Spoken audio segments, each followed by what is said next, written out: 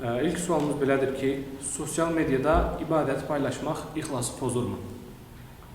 Bismillahirrahmanirrahim. Elhamdülillahi ve salatu ve selamu ala Resulillah. Amma ba'd. İbadətin qəbul olunması üçün, hər hansı bir ibadətin gözəl hesab olunması üçün iki şərt olmalıdır. Birincisi, əda olunan ibadət ixlasla olmalıdır. İkincisi isə o ibadət sünnəyə uyğun olmalıdır. Yəni, Muhammed sallallahu aleyhi və səlləm necə əda eləyibsə, necə əda olunmasını əmr eləyibsə, o şəkildə olmalıdır. İki şərtdən birini itirən ibadət qəbul olunan və yaxud da gözəl ibadət sayılmır.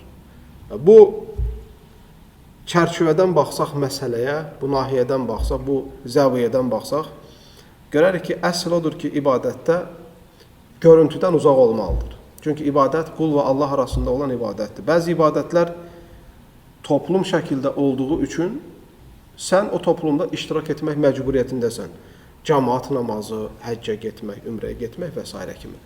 Belə ibadətlərdə qəsd olmadan o çevrələrdə, ortamlarda olmağın ixlasa xələl gətirmir. Çünki şəriətin özü o çevrədə olmağını istəyir. Amma özünlə Allah arasında olan ibadətləri göstərişə dökmək, görüntüyə almaq, xüsusi və özəl ibadətləri paylaşmaq, bunların hamısı Allah qorusun riyaya girir, doğru deyil. Bəli. Allah razı olsun. Keçirik.